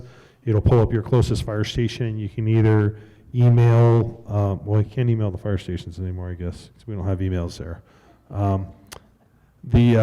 Call your fire station and ask them. The phone number is down, so we do put on our website the fire station phone numbers, and that's so if you do have general questions, you can call the fire station and ask the personnel any questions. There are some departments that don't publicize their station phone numbers just so the guys can get more rest. We don't do that. It is out there for you to ask questions. Also, if you cannot get a hold of one of the fire stations in the area, you could probably, depending on what the type of question is email our public information office, which there should be a link on the rvcfire.org website. Correct, for Riverside County, rvc.org. Yes. You're Okay, welcome. we will take one more question from the audience because these gentlemen have been here quite a while, and I've got the police department and Securitas. So does anybody else have another question for them? Oh, look at that. Well, I have one more thing to bring up. Perfect. because This is something that residents in Four Seasons, residents in Morongo, Poppet Flats are all getting, and so 2 years ago, the city of Manning voted to contract with a company called Whitman Associates, and that is a way to recover some of the fees for the paramedic services that are provided. So you pay what's called we call it a rooftop tax for your fire department tax. We all know from growing up back in the day, you all probably seen Emergency 51, and that's when the whole paramedic thing kind of shot off. And so what happened is over the years, we've gone more from fighting fires to running more medical calls and fires now. As we're running more and more medical calls, there was no type of cost recovery, and the rooftop tax really wasn't for paying for the paramedic services and the cost of the drugs and other things on there. So what some fire departments have done throughout the state is they've either done things called prescriptions where you can go in and pay like some places it's $60 a year annually that you pay part of your property tax. I think in Corona, I think it's a couple $100 a year. City of Rialto is like $60 a year. And what you do is if you either opt in to have paramedic services and pay for that, and if you have a paramedic come to your door, it's covered under that annual fee that's in your property tax. Or you can sign a waiver and say, hey, we don't want to pay that, but you get a bill that's generated to you for the paramedic services if they show up to your door. What we did in the city of Banning was there's something called a first responder fee. It's $400. If we show up, there may be a bill that gets sent in the mail to you. Here's the deal. The bill is intended to go to your insurance company, not for you to pay out of pocket. If you are on Medicaid or Medi-Cal, the company cannot collect for that. So what happens sometimes is, because we don't typically get the medical insurance name or provider that you have, is when Whitman can't find you in the system and they can't find that you have Kaiser or Blue Shield or something like that, they're turning around and sending the bills to you, to the resident. You don't have to pay it out of pocket. It will never go to collections. It's going to look ugly. It's going to say final notice. It's going to say all this stuff, but you don't have to pay that bill. There is a phone number on there to call. If you call, it sends you, you're calling the Whitman and Associates place, and they're going to tell you that you need to pay the bill. So if you do get one of these bills, call your fire station, say, I got one of these bills. What they're going to tell you is to throw the bill in the trash, okay? Or give it to your insurance company. What the bill does is the bill helps, if you do have a private insurance, is it helps us recuperate some of the cost for the medications that we're giving to the residents. And that's what the intent for it. It's not for the city to get rich. It's not going in the pockets of the firefighters or anything like that. It is a cost recovery fee to try to offset some of the costs, because it's unbelievable. Well, I'm sure all of you know how much medications cost.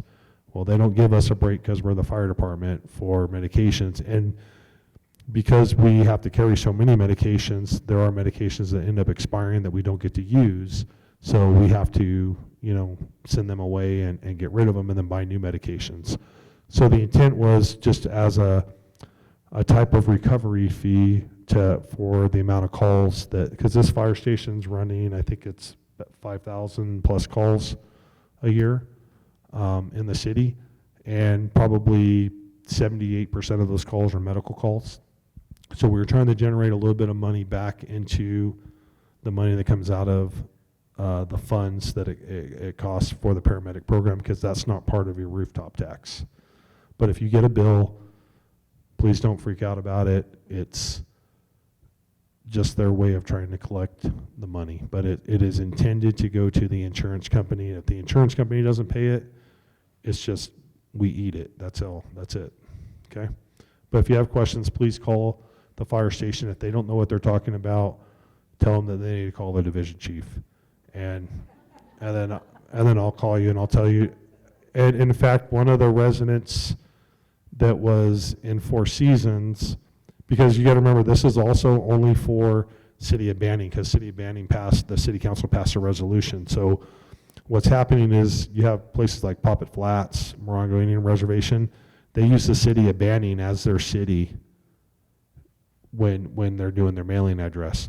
So those are places that are in the county area or on tribal land that are getting bills generated to them. So I get calls all the time about this, and I got to clean it up on the back end. I'm trying to work out with Whitman to where we're changing it, the way they pull the information, to do it off of a GIS layer and a map instead of off of what the address is. We were able to get one of the residents out of Four Seasons, because she lives in the city of Beaumont. We were able to get her reimbursed, because she actually sent the $400 into the city.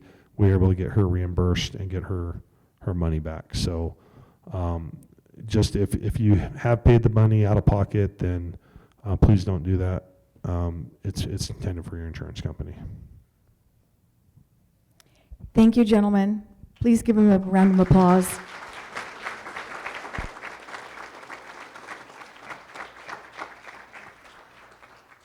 I don't think we have any other questions. I think you did an awesome job. Thank you so much. I appreciate you coming out.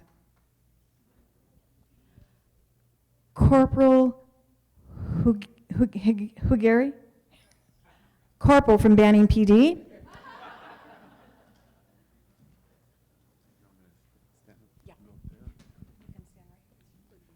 Good afternoon, everyone. My name is Corporal Robert Howdege. I'm with the Banning Police Department. I was asked to come out here today. It's a little impromptu, but to talk to you guys about some of the things that have been going on lately.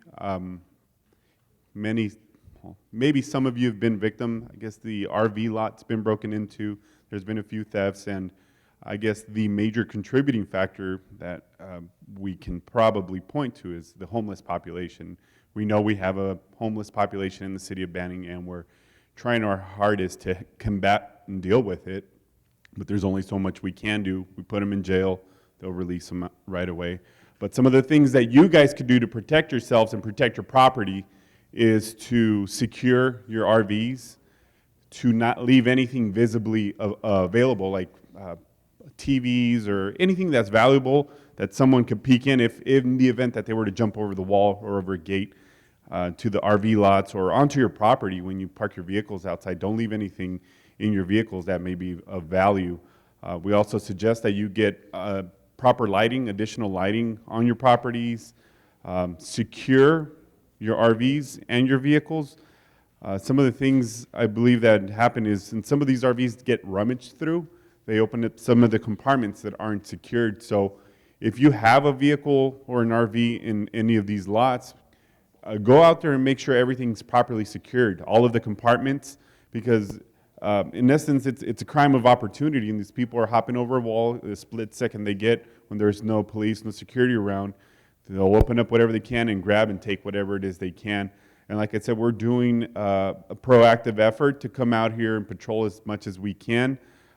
But you know, we're busy and we are short-staffed. We're working on getting more people. We have been hiring more officers, and we have been doing a lot more extra patrols, specifically in this area, in the Highland Springs, 300 South Highland Springs Shopping Center, and the adjacent lots next to Patsy's and adjacent to Sun Lakes here. So we ask you to be on the lookout. If you see something that doesn't seem right or someone that may not belong, call us. We'll come check it out. We'll talk to them. I know security's out there, but they're also limited also with what they can do and how many of them there are. Like I said, it is a crime of opportunity. They come in nighttime hours, 2, 3, 4 o'clock in the morning when people are sleeping, and they try to take what they can. So just be alert. If you can, get surveillance systems. I know a lot of you have done so and upgraded your security systems in home. But if you can get video for us, it would definitely help us in identifying who's coming on the property. Security has pretty good video for the entrances and exits, but it's just the entrances and exits that are manned with the gates. So it's difficult because there's other gates that they can get over through, and they breach gates and do things of that nature. So in essence, just be alert, be vigilant. If you see something that doesn't seem right, someone that doesn't look like they belong, they look homeless or transient-like on the property, give us a call security, and we'll take care of it then. Like I said, one of the biggest issues right now in the city of Banning is property crime.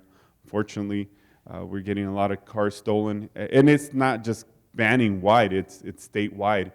Given the new legislations, Prop 47, Prop 57, Assembly Bill 109, the Realignment Act of 2011, where a lot of felonies that used to be state imprisonable are no longer state imprisonable. So, you know, people are getting arrested for, let's just say hypothetically, for vehicle theft. They steal one of your cars. The jail, we will do everything we can in our powers. We'll arrest them for a felony, book them in the jail. The jails are releasing them after 2-3 days on a Fed kick. They call it a federal kick. It's a federal consent decree to reduce the population in the jails. So that's something, again, that they were talking about. Write to your legislators, to the governor, to the Senate, everyone you can, because these property crimes are affecting you guys. We're doing everything we can to put them away, but the courts the jails, if you will, are releasing them within a couple days. So it's frustrating because it's an evolving cycle. We'll see them again. We'll get them in another stolen car. I just came off of a vehicle theft task force. I was on the task force with the Riverside County Sheriff's Department. And when I was there, we had guys, I covered the whole desert, everywhere from Calamasa to Thermal, Mecca, Indio, Cathedral City, Desert Hot Springs, everything. We had guys that had about 8 to 10 pending cases, meaning they get arrested today for a stolen vehicle, they'll get Fed kicked in 2 days. On the day they get released, they get caught in another stolen vehicle. They keep stacking up these cases. So when they finally go to court, they keep skipping court, get felony warrants issued for their arrest. They finally get convicted because it's a property crime. They'll say, okay, you're going to get 8 years in county jail. Well, 8 years in county jail translates to 2 weeks. We'll Fed kick you, no tail. They'll call it mandatory supervision, but they're not really supervising. Again, one of the frustrations that we're dealing with, we're doing everything we can, but the system is kind of against us in a sense. But I urge you to write to your legislators, write to the governor, because it's not anything that we can control here at the local city level. It's got to come from the governor's office. They're the ones who modify the Prop 47, 57 that people voted for. So those are the major issues right now. And like I said, I've been doing this for 10 years, and I was there during the inception of the realignment of 2011 as a probation officer with San Bernardino County. And I saw a lot of people going to prison, and there was a shift after that. No one was going to prison. Back when I started, you get someone with a little granulate piece of methamphetamine, crystal meth, rock size, it was a felony. They would go to prison back then. Now, we give them a ticket. Here's your ticket. More than likely, they're not going to go to court. It's going to turn into a warrant. Next time we see them, they have a warrant. We'll cite them out on their warrant. It's an unfortunate cycle that we deal with. It's frustrating for us because it creates, more criminal activity with less consequence or no consequence. So again, it's frustrating. We're doing everything we can on our end to arrest these people, put them away, put cases on them, but we need everyone's help. So I really don't have a whole lot more. Are there any questions? Yes, ma'am.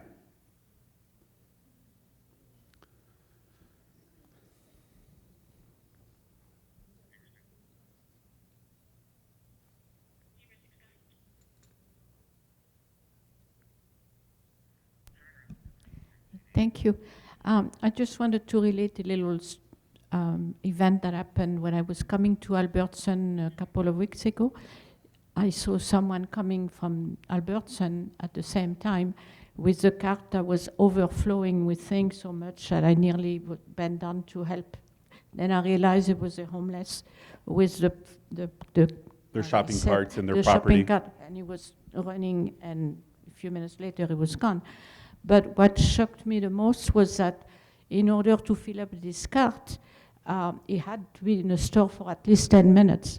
And there was no management. I couldn't find anybody to tell of what I just saw. And when I finally told management, they said, oh, we can't do anything. And that was really kind of... It's disheartening. It really is disheartening. And one of the things... frustrating. And they have camera. Couldn't they see this guy? Couldn't they have tried to... At least I understand that they don't want their employee to be hurt by confronting him. But you can't just let them do that. So That's all I have we don't just let them do that. And this is going back to what I mentioned about Prop 47, Prop 57, and needing to have a victim. Someone has to be a victim of a crime. And if Albertsons is not desirous of criminal prosecution, we can't make them a victim. For something like that, we're going to need a citizen's arrest form. And in essence, they are the victim. We are arresting them on their behalf because it's a misdemeanor not committed in our presence. And if they tell us, hey, we don't want anything done, we just want our property back, we will go retrieve their property and send those people about their way. But if they do want them arrested, we will enforce the citizen's arrest, private person's arrest, if you will, and facilitate that as well and book them into the jail and do what we have to do. But it is disheartening. We do have, like I said, a large homeless population, and we do get a lot of calls from the shopping center here at 300 South Highland Springs, be it Albertsons, Big Five, Marshalls, and so forth. We get a lot of those calls daily. Yes, ma'am. Hi. Hi. Are we supposed to, or can we call the police even though so-called here we have patrol? Because sometimes I try to get through the patrol, I don't get an answer. So, I mean, if we call you even though we're in Sun Lakes, do you respond in here even though we have a... Yes, if it's a police matter, always call 911. If it's something, like I said, there's someone that doesn't belong, they're trespassing, they're committing a crime, or you're suspecting that they're going to commit a crime, absolutely, you can say, hey, there's a suspicious person, there's a suspicious vehicle near this address or this intersection, we'll come out here, absolutely. That's what we're here for. And you pay taxes, we work on your guys' behalf, we work for you. So yes. Are there any other questions? No? Okay. Thank you guys for your time. Yes, ma'am? What's your name? My name is Corporal Robert Haudegi. I just screwed that up. Jaurregui. Common spelling. Yeah. I don't have one on me right this second. I have his name. I have it here. I have another question back there. Yes, ma'am.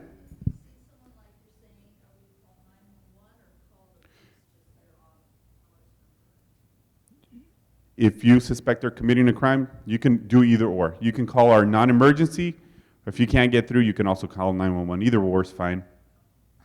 Any other questions? Thank you, guys. Have a good day. Thank you, Corporal. Now we have Mike Romero from Securitas.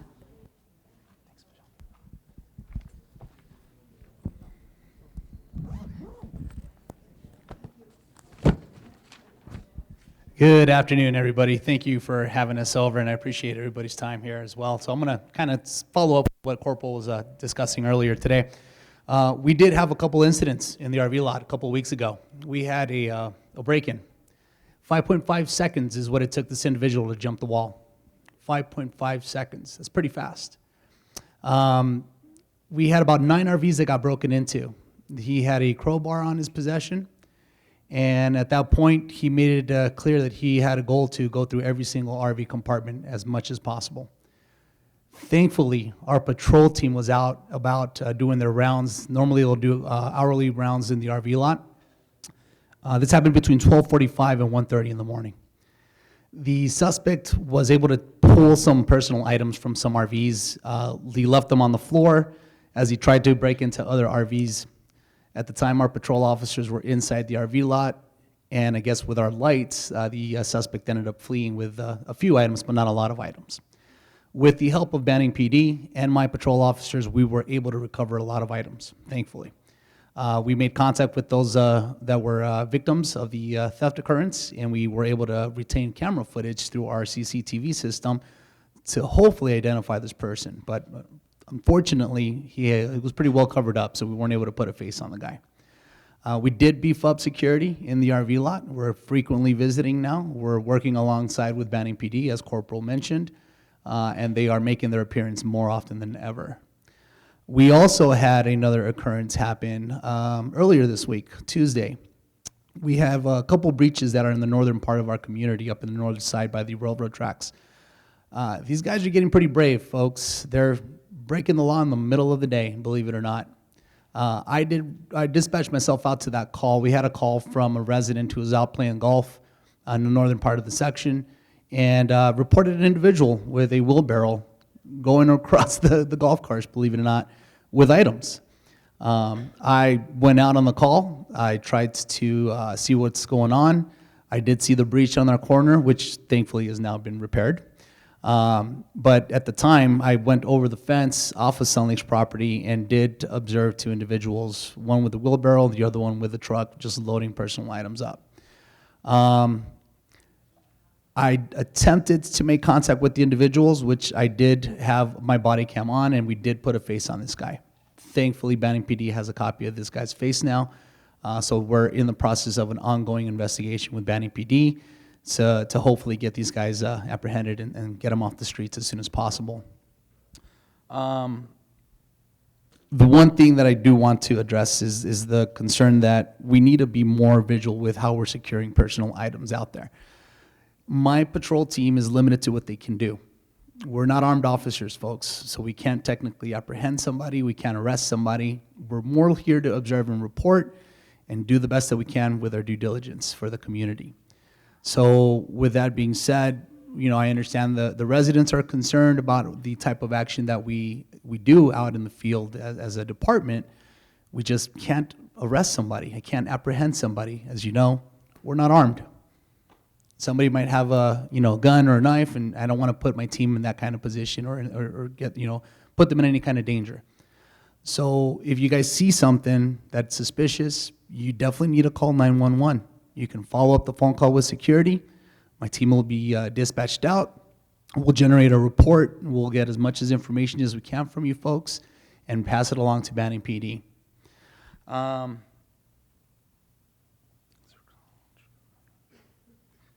Other than that, I just need the community to just be aware, just what's going on. We're going to do our best to continue with our services and provide the best services that we can.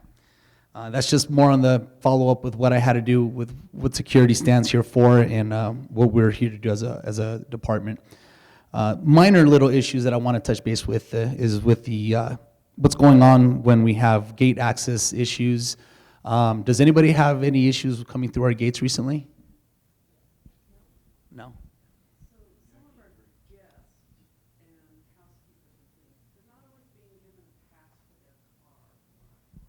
So we recently did run into a shortage. We had a pass shortage from our vendor. Our vendor wasn't able to supply us with passes immediately, but 2 days ago, I can definitely look into that. I'm not sure why they're not issuing passes, but we do record entries. A lot of people are under the impression that just because we don't issue passes, we're not recording the entry.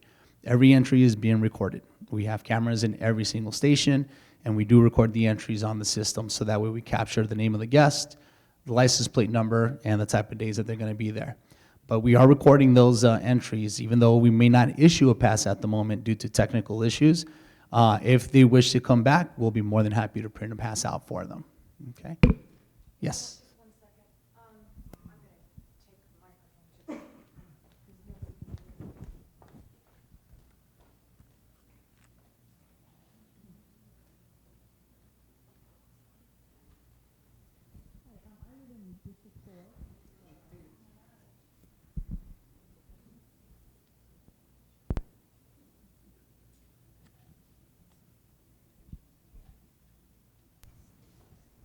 Can you hear me? Yeah. Okay, so I live in District 4. There's 6 homes. There used to be about 8 that are empty, that are abandoned. There are homeless people coming late at night and going into those homes. I'll come out, I have a dog, I'll come out 11, 12, 10 at night to let my dog go potty for the last time. And more often than not, I see homeless people walking up Pine Valley, black clothes, black hoodie, keeping their head down low with a backpack. I have reported it numerous times. I reported it the last time, and I waited to see if someone was going to come by, and no one ever came by. And so are you saying that when I see that, I need to call 911? Absolutely, absolutely. Again, my team will dispatch if we are available, because there are other calls that we are responding to. Not necessarily, our response time is not like Banning PD or fire. We try to limit our response time as fast as we can get out there, but sometimes we're tied up on several calls and we're limited to staff. I only have sometimes 1 patrol officer out for the entire community. I am working on getting at least another officer from time to time for our day shift or our swing shift. I make it a point for our graveyard shift to always have at least 2 officers doing patrol so that we can have at least an extra officer accessible.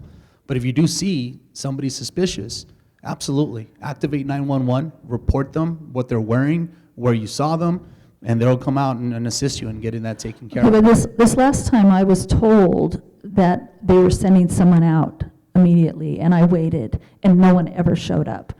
I can follow up on that with you. I can definitely look into the reports generated if you can give me a date that happened, and I'll find out for you. But I'll definitely discuss it with my team and work on them and getting our response time limited to immediate response, okay?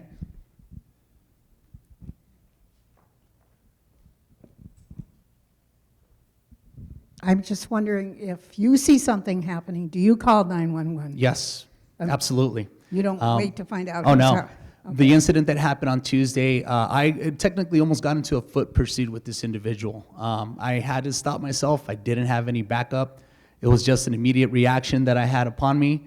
I tried to apprehend the individual. Unfortunately, he did take off up and over the hills. I couldn't catch up with him. And it was bad on my part. I should not have followed through because I had no backup. So we are trying our best, folks, believe it or not. But we're limited to what we can and cannot do. Okay? Yes. On Wednesday, coming back, and it was early in the morning, probably about 9:30ish, going into gate 2, I'm in the residence line going through. There's a gentleman with a backpack in dark clothes walking through the gate. To the best of my knowledge, that gatekeeper didn't wave them in, nothing.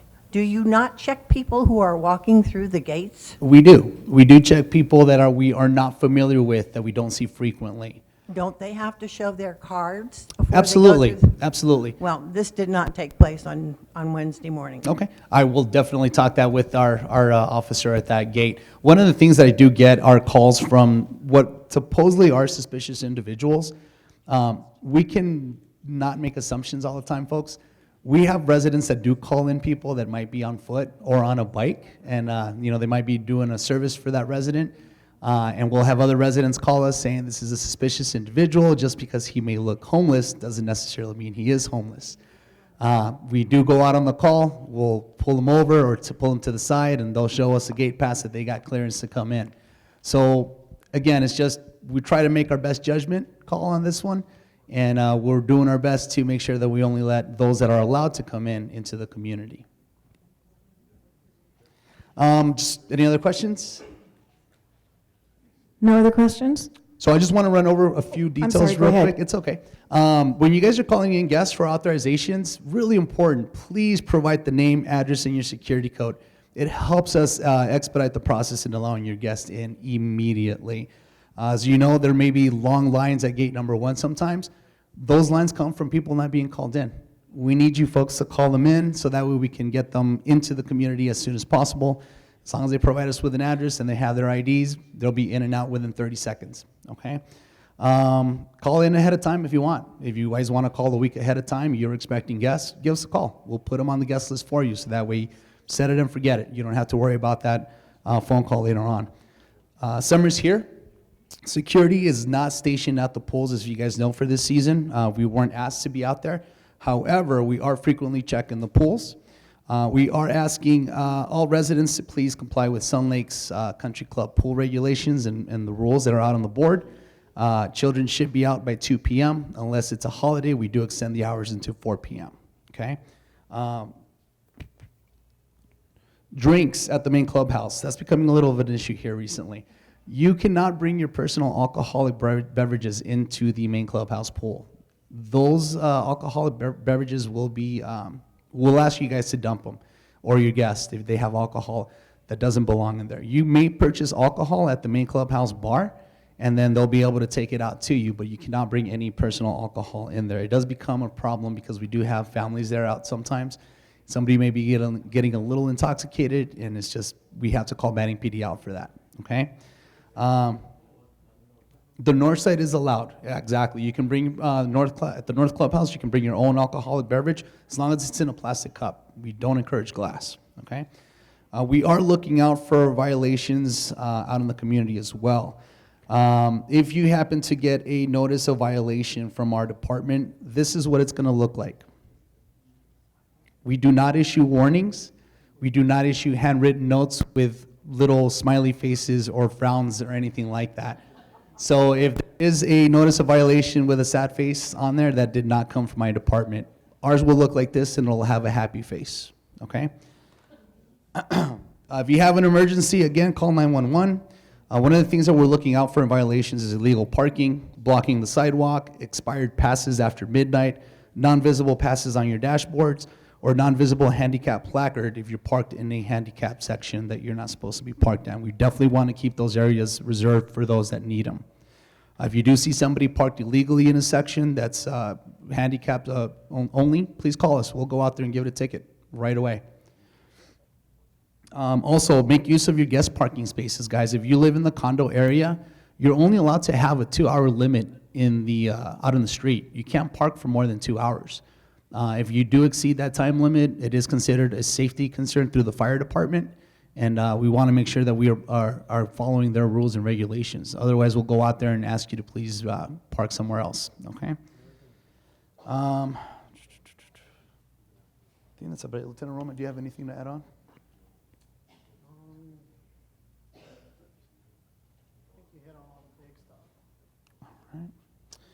All right, well, in closing, I appreciate everybody's time. Michelle, thank you for having us over.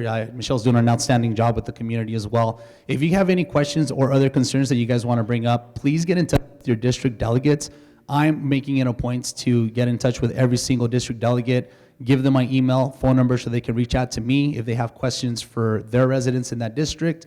We're always here for you folks, no matter what. We're going to do our best when it comes to providing the best service for Sun Lakes. Thank you. Thank you, Mike.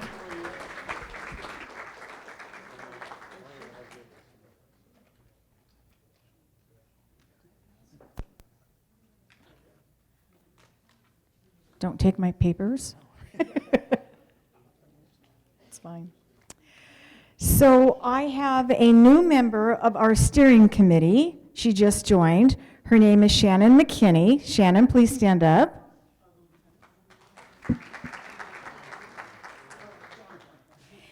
anyone that is interested in joining our steering committee, you can contact me. My name is in the book. I'm always around town here, around here. So I just, if you have any questions, please give me a call. There were some little flyers back here, and I wanted to just mention this. This is called the Blues Festival to honor veterans. It's Gilman's Historic Ranch and Wagon Museum. They're going to have live entertainment, Hangar 24 Beer Garden, local musicians. So I have information in the back if you'd like to get more information on this. It is $5 general admission. Veterans are free. It's supposed to be a really, really nice time. So if you're interested, there are some flyers in the back. Let's see. Our next presentation is going to be on Thursday, July 28th at 1 o'clock, and it's going to be Lupe Valdez from the Union Pacific. So this is going to be something that I think everybody's going to want to attend. I don't know, Lois, do you know if she's going to be taking questions? Okay, I'm thinking she'll take questions. So we'll try and make sure. Absolutely. Hey, one more thing I just want to bring up because 4th of July is coming up. Fireworks. If all you crazy kids decide to shoot off fireworks, just know that they are illegal in most parts of Riverside County, pretty much everywhere in Riverside County. There are certain cities that have an ordinance that allow them, I believe like Indio and someplace out in the desert. But if you do see people shooting off fireworks, calling the fire station is not going to get you anywhere. We used to go out back when I was a firefighter, and we go out and try to confiscate them and everything else. We don't have anything to, well, let's just say we used to get a lot of angry people when we take away their fun that they were having, and it would cause lots of problems, and we don't want to put our people in that situation. So if you do see fireworks being used, you can just call 911 and they'll send out law enforcement. They are saying that they're going to crack down this year. There's a big push throughout the county. It's supposed to be a $1,000 fine for the initial fine, and if it's a multiple fine, it's $5,000. So hopefully they will actually enforce that. But if you call Station 20 and say, hey, my neighbor's shooting off fireworks out here, the engine's not going to roll up to do anything about it. It's better if you just call your local PD. Probably the non-emergency line is what I would use, and have them get out because they're going to be really busy.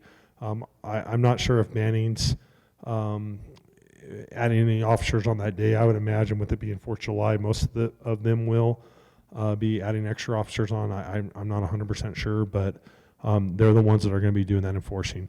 We will, for CAL FIRE, though, have our prevention officers will be out in force in different areas. I can't remember how many we have now, but there's not enough of them to go around the county, but they will go out. They will arrest people, fine people. They will also be doing investigations if there are any fireworks that start a fire, so they can help prosecute those type of people. So please be safe on this 4th of July. You all know if you look on the city websites where the fireworks, you can go watch the shows and everything this year. So no fireworks in Sun Lakes this year.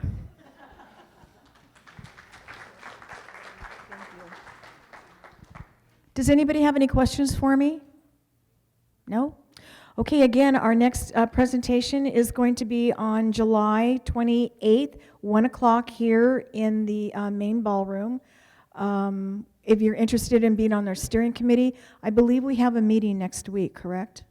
Okay, so if you have any questions, give me a call. Thank you so much.